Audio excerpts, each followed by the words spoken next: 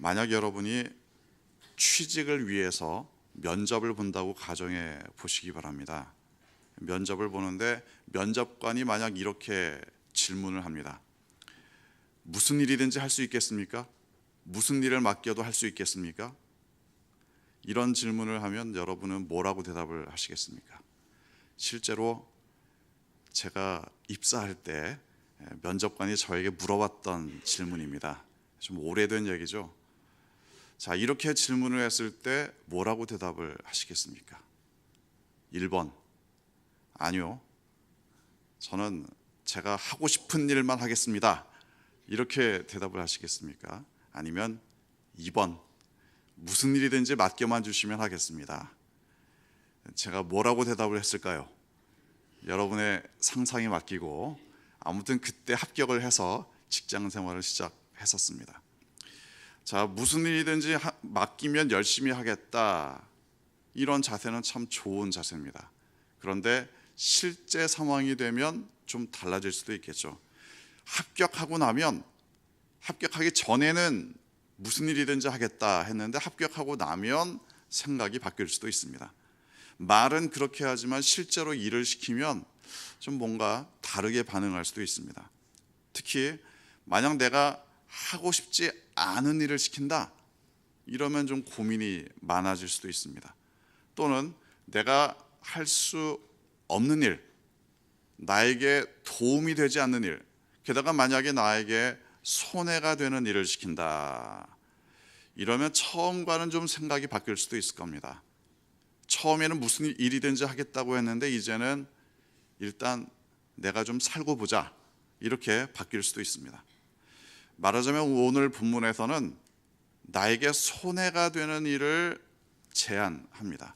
아니, 실제로는 이 일을 하다가 죽을 수도 있는 일을 제안하고 있습니다. 본문 6절 보면 요나단이 자기의 무기를 든 소년에게 이런 제안을 합니다. 우리가 저 할례받지 않은 자들에게 건너가자. 여기서 할례받지 않은 자들이란 블레셋 사람들을 이야기합니다.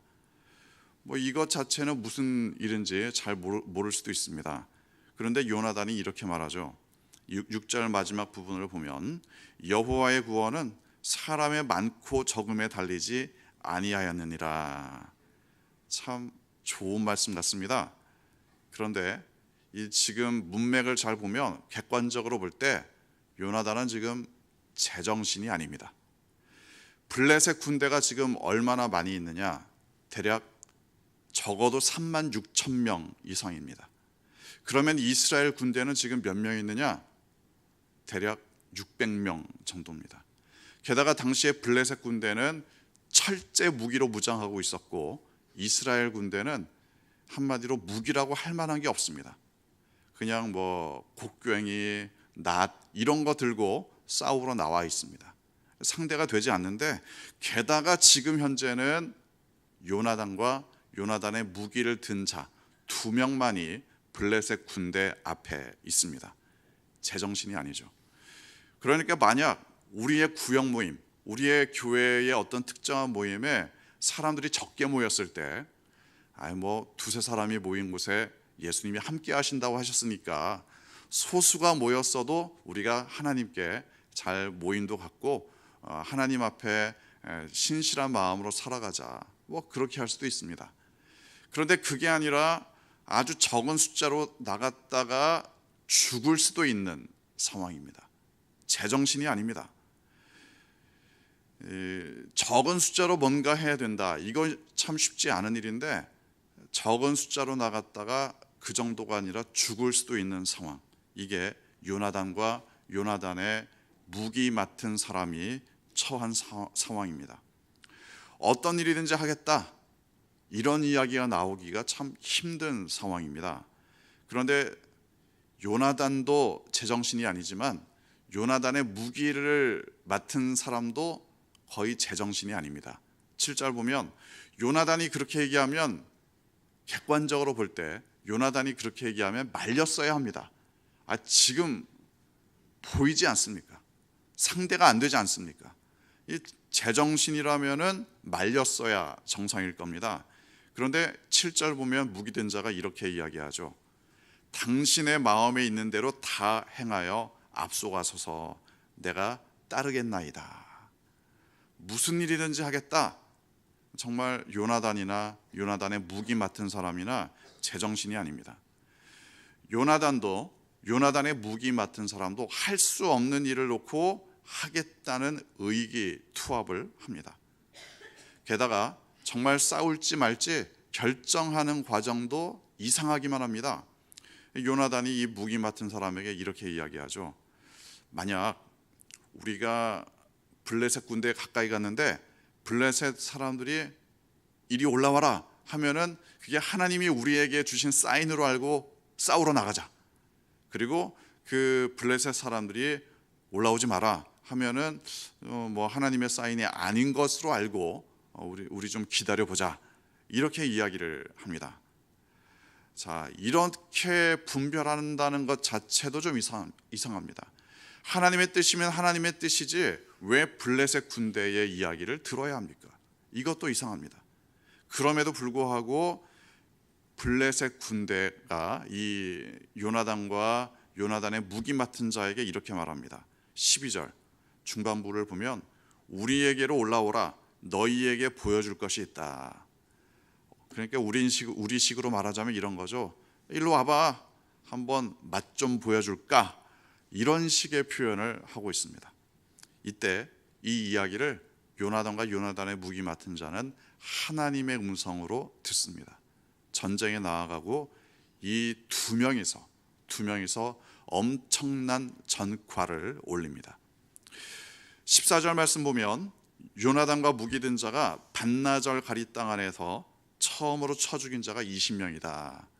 여기 이제 반나절 가리 땅 안, 이게 어느 정도 거리냐? 대략 30m 정도라고 볼 수 있습니다. 30m 정도 이 거리 안에서 20명을 죽였다. 이게 사실 적지 않은 숫자입니다. 이런 식의 싸움이라는 것은 마치 중국 무협 영화에나 나올 법한 이야기, 옛날에 올드보이라는 영화에서나 나올 법한 이야기입니다. 엄청난 숫자를 20명을 이 두 명이서 무찌릅니다. 사실 요나단과 요나단의 무기 맡은 자가 대단한 용사도 아닙니다. 그럼에도 불구하고 이 둘이서 나아갑니다. 단지 20명만 상대한다면 이건 문제가 아닐지도 모릅니다. 그런데 사실 36,000명 대 2명으로 싸우고 있습니다. 둘 다 죽을 각오를 했습니다. 둘 다 하나님의 음성이라면 뭐든지 하겠다, 이런 마음으로 나아갔습니다. 결과적으로 볼 때는 결국 둘이서 많은 군대를 무찌릅니다. 하나님께서 나에게 이 일을 맡기셨다. 하나님이 나를 부르시고 나에게 이 일을 사명으로 맡기셨다. 소명과 사명이 얼마나 중요한가 우리에게 말씀하고 있습니다. 물론 이건 우리의 모든 일들 가운데 개죽음을 선택하라는 것이 아닙니다. 광신자가 되라는 것도 아닙니다. 다만 두려워하지 말고 하나님의 부르심, 그 소명 가운데 자신의 사명을 감당할 사람이 필요합니다. 요즘은 이렇게 이야기하죠. 요즘은 개척한다고 하면 사람들이 따라 나서지 않는 시대가 됐습니다. 교회를 개척한다고 하면 과거 교회가 한참 부흥할 때만 해도 사람들이 모이기 시작했습니다. 우리 교회 개척을 위해서 마음을 모으고 물질을 모으고 함께 교회를 세우자. 그런데 더 이상 그런 시대가 아닙니다. 개척한다고 하면 오히려 가까이 지냈던 사람도 한 발자국 물러서는 시대입니다. 교회 건축도 힘든 시대입니다. 요새는 교회 건축을 하려면 많은 빚을 져야만 되는 그런 시대가 됐습니다. 과거처럼 정말 모든 것을 다해서 힘을 다해서 교회를 건축하는 시대도 아닙니다. 그런 거창한 일들뿐만 아니라 우리의 일반적인 교회 생활도 마찬가지입니다.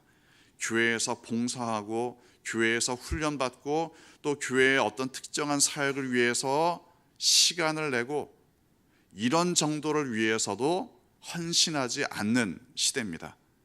자신에게 손해가 된다면, 아니면 자신이 뭔가 그 나서는 것이 별로 이득이 되지 않는다고 판단한다면 나서지 않는 시대입니다. 뭔가 자기에게 이득이 되고 자기에게 떨어지는 게 있고 이래야만 나서는 게 오늘날 교회의 현실입니다. 교회 봉사를 위해서 나의 이름도 드러나지 않고 교회 봉사를 위해서 오히려 나의 물질을 더 드려야 되고 교회 봉사를 위해서 뭔가 나를 희생하면서까지 섬긴다, 이런 사람들을 찾아보는 게 쉽지 않은 시대입니다. 하지만 헌신이 없으면 열매도 없습니다. 우리의 믿음의 선배들이 헌신하지 않았다면 오늘날 우리 교회와 같은 모습은 존재하지 않았을 겁니다. 수많은 눈물과 땀과 물질과 시간과 헌신을 통해서 우리의 교회가 여기까지 왔습니다. 우리 교회뿐만이 아닙니다. 우리의 수많은 믿음의 선배들이 제정신 아닌 선택들을 했기 때문에, 아니 자신의 목숨조차도 아끼지 않고 복음 증거를 위해서 살아왔기 때문에 오늘날 세계의 수많은 교회들이 세워질 수 있었습니다. 물론 일반적인 의미에서의 헌신도 중요하고, 하지만 믿음 안에서의 헌신은 더 소중합니다. 세상에서도 헌신의 가치를 이야기합니다. 부모님이 헌신적으로 자녀를 키워야 자녀들이 제대로 성장할 수 있다. 선생님이 제자들을 위해서 헌신적으로 가르쳐야 제자들이 잘 성장할 수 있다. 이 사회에서도 뭔가 헌신적으로 남들을 위해서 일하는 사람들이 있어야 이 사회가 더 발전할 수 있다. 일반적인 의미에서도 헌신은 참 중요합니다. 하지만 믿음 안에서 헌신한다는 것은 또 다른 중요성이 있습니다. 믿음 안에서 헌신하기 위해서는 하나님의 소명이 있어야 합니다. 하나님이 나를 부르셨다. 그리고 하나님께서 맡겨주신 사명, 나에게 이 일을 맡겨주셨다. 소명과 사명이 분명할 때 우리의 믿음의 헌신은 더더욱 아름다운 열매를 맺습니다. 역사상 가장 큰 헌신의 열매는 바로 예수 그리스도를 통해서 나타났습니다. 예수님이 자기 자신을 드리면서까지, 자기 자신을 주시면서까지 헌신하셨기 때문에 모든 사람들의 죄를 대신 짊어지고 가실 수 있었습니다. 우리를 죄로부터 해방시키실 수 있었던 것은 예수님의 헌신이 있었기 때문에 가능한 일이었습니다. 여러분의 삶 가운데 주님께서 물어보실 때 뭐라고 대답을 하시겠습니까? 이 일 좀 할 수 있겠냐? 무슨 일이든지 맡겨만 주시면 하겠습니다. 이런 자세입니까? 아니면 나에게 이득이 되는 것만 하겠습니다. 그런 자세입니까? 오늘 하나님께서 여러분을 부르시고 여러분에게 사명을 맡기실 때 그 헌신의 열매를 향해서 또한 하나님의 나라를 위해서 나아가는 여러분의 삶 되시기를 주님의 이름으로 축원합니다.